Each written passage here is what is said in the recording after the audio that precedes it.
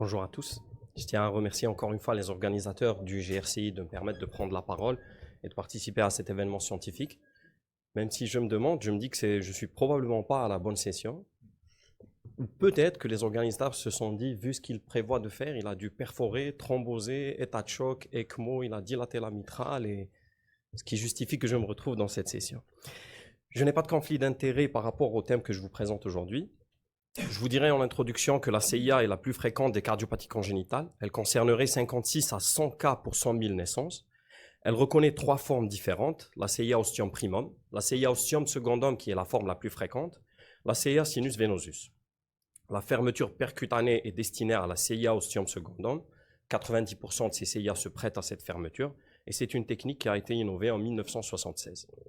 L'association d'une CIA à une interruption de la veine cave inférieure avec retour à zygos est rare, en général moins d'un cas pour 10 000 patients, et rend l'accès fémoral impossible. La veine jugulaire interne serait une alternative séduisante dans ces situations-là. Juste pour rappeler un petit peu l'histoire naturelle, on sait tous que les CIA ostium primum et sinus venosus ont toujours un shunt significatif. Il n'y a aucune réduction de taille ou fermeture spontanée possible, et donc la fermeture est chirurgicale dans ces cas-là. Par contre, les CIA ostium secundum ont une significativité variable selon la taille du défect. La fermeture ou la réduction a été décrite dans des formes de CIA petites. L'indication de fermeture percutanée, selon les recommandations européennes, est de classe 1 en cas de CIA avec chaîne significative dilatation des cavités droites sans HTAP. Elle est en classe 2A, ici, donc en cas de CIA avec suspicion d'embolie paradoxale, et elle est en classe 2B en cas de CIA avec HTAP qui reste inférieur à 2 tiers des pressions systémiques. Cette fermeture est indiquée idéalement entre 3 et 5 ans. Elle est usuellement réalisée aux alentours de l'âge de 25 ans et elle reste indiquée même chez le sujet âgé. Je passe donc au cas clinique. C'est une patiente âgée de 32 ans avec un désir de grossesse. Elle est suivie depuis l'âge de 13 ans pour un souffle cardiaque. Son évaluation échocardiographique révèle une CIA ostium secundum avec une dilatation cavitaire droite et une pression artérielle pulmonaire systolique qui est correcte aux alentours de 35-40 mm de mercure. Donc selon les recommandations européennes, c'est une bonne candidate à une fermeture percutanée, ce pourquoi elle est adressée vers notre centre. L'évaluation pré-fermeture retrouve une CIA ostium secundum de 21 mm à l'ETO avec des berges satisfaisantes, comme vous pouvez le voir ici. Et donc on se dit on est face à un cas super simple. On décide d'aller en salle de cathétérisme sous anesthésie locale seulement. Et donc ETT, on n'avait pas prévu de faire de contrôle de TO per procédural. Et donc, comme le veut la technique, on utilise une sonde multipurpose, on pique la veine fémorale droite, on essaye de faire passer un guide 0,35 vers le côté gauche. Et la surprise, le guide monte, dessine une boucle, comme vous pouvez le voir ici, redescend dans l'oreillette droite et traverse la CIA pour se retrouver à gauche.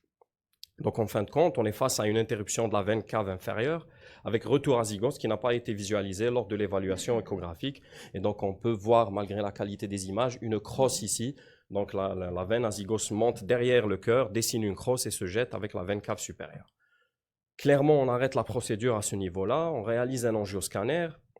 L'angioscanner ne fait que confirmer l'anomalie, donc interruption de la veine cave inférieure avec présence d'une grande veine azygos qui se jette avec une crosse au niveau de la veine cave supérieure plutôt pour rejoindre l'oreillette droite. Donc clairement, on propose à la patiente une fermeture chirurgicale, on discute même la fermeture avec notre chirurgien, mais on se retrouve face à un refus catégorique de la patiente par rapport à cette option chirurgicale.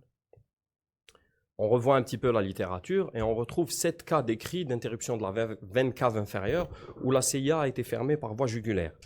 On contacte un petit peu nos seniors et surtout nos seniors en Europe et on a eu diverses réactions. Certains ont rigolé, d'autres nous ont un petit peu encouragés pour faire le cas. On a pris au fait notre courage à deux mains. On a réalisé une échographie de la jugulaire en position de trait de Limbourg. On a vu que la jugulaire offrait un très bon calibre, nous permettait donc d'accéder vers la CIA. On revient en salle de cathétérisme un mois après, cette fois-ci sous sédation générale, donc on la contrôle en ETT et ETO. On ponctionne la veine jugulaire en position de trait de Limbourg. On fait passer notre multipurpose, donc on descend très facilement. On fait passer notre guide rigide et on essaye de le positionner comme le veut l'habitude dans les veines pulmonaires, donc gauche, supérieure et inférieure. Mais à chaque fois qu'on essaye de faire ramener le ballon de calibration, tout le système tombe parce qu'on n'a pas assez de support. Et donc on se rappelle un petit peu de ce qu'on a lu sur les cas cliniques qui ont été décrits dans la littérature. et on décide donc de mettre le guide dans l'aorte descendante cette fois-ci. Donc on traverse l'oreillette droite, la CIA, l'oreillette gauche, la mitrale, le ventricule gauche, la valve aortique, l'aorte ascendante, la crosse, et ensuite l'aorte descendante pour le petit rappel anatomique. Et donc, à ce moment-là, on a un support excellent qui nous permet de faire ramener notre ballon de calibration. Donc on inflate, on mesure notre diamètre étiré, donc à l'échographie et en angiographie, on tombe sur une CIA de 24 mm. La prothèse qui me semblait, donc à ce moment-là, adaptée à cette CIA, était une prothèse de 26, j'avais une 20 ou une 26. Et pour mettre une 26, il nous faut une hauteur du septum de 40 mm, ce qui est pile poil la hauteur du septum de la patiente. Pour rappel, le diamètre qu'on vous donne sur le chiffre que vous avez sur la boîte, c'est le diamètre de la partie centrale de la prothèse. Et il faut compter pour le disque de rétention vers son OG, ce qu'on appelle nous la jupette, il faut compter 7 mm de plus de chaque côté. Donc pour une prothèse de 26, ça nous fait 26 plus 2 fois 7, ça nous fait, excusez-moi, 40 et pas 30. Ça, il faudra corriger avant de mettre le cas sur Internet, sinon on m'accusera de ne pas avoir fait mes mathématiques. Ensuite, donc, on prépare la prothèse, bien sûr, dans une cupule de sérum, sous purge, et on ramène la prothèse dans son système de délivrance. Et au fait, il faut savoir qu'on doit faire ça parce que les microbules qui persistent sur la prothèse en cas de largage, elles peuvent migrer dans la circulation gauche, et ça migre souvent dans la coronaire droite en position allongée. C'est la coronaire droite, l'ostium de la coronaire droite qui est situé vers le haut.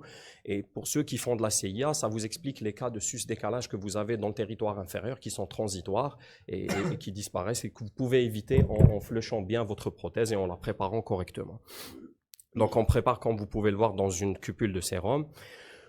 On a toujours notre guide qui était dans l'aorte. On fait passer le delivery system, donc la gaine qui permet de délivrer donc la prothèse à l'intérieur de l'oreillette gauche. Cette fois-ci, on fait passer progressivement la prothèse, vous voyez, sous contrôle de l'échographie transœsophagienne. On largue le disque auriculaire gauche, on retire un petit peu, on largue le disque auriculaire droit. L'échocardiographiste, là, vous voyez les deux sondes, donc on bascule entre ETT et ETO à chaque fois pour voir les différentes berges. On était hyper stressés et on voit qu'après plusieurs tentatives, là, on n'avait pas attrapé, mais après plusieurs tentatives, l'échographiste nous dit que toutes les berges sont accrochées. On essaye de faire une petite manœuvre comme ça de mobilisation de la prothèse. On voit qu'elle accroche bien les berges et on prend notre souffle, on prend notre courage à deux mains et on finit par larguer la prothèse. Donc les suites chez la patiente ont été favorables. Elle a présenté un volumineux hématome au site de ponction qui s'est résorbé progressivement. Sa sortie a été faite 72 heures après. On a mis de l'aspirine pendant 6 mois. Elle a été contrôlée à J7. Elle a été contrôlée au premier mois de son implantation. Son dernier contrôle remonte à 1 semaine, 10 jours, donc au 27 novembre. Et la prothèse était toujours en place. On avait l'impression d'avoir une réduction de la taille des cavités droites. La réduction de la taille des cavités droites après une fermeture de CIA est décrite entre 3 et 6 mois. Donc, en conclusion de ce cas, je vous dirais qu'en cas d'interruption de la veine cave inférieure, ce n'est pas la fin du monde. La veine jugulaire interne reste une bonne alternative, une alternative raisonnable pour la fermeture. La ponction de la veine jugulaire est facilitée par la position de Tredelenburg. Afin d'assurer une bonne angulation, mais surtout un support, il est préférable de mettre votre guide dans l'aorte descendante, ce qui va vous donner vraiment un support pour ramener votre matériel jusqu'à l'oreillette gauche. Le largage est effectué sous contrôle ETT et ETO. Et bien sûr, faites une gestion correcte du point de ponction, parce qu'après une procédure comme ça, c'est bête de perdre la patiente ou pour un hématome ou pour une complication de ce type. Et bien sûr, ne pas hésiter à faire vos procédures sous anesthésie générale, ça reste quelque chose de très simple.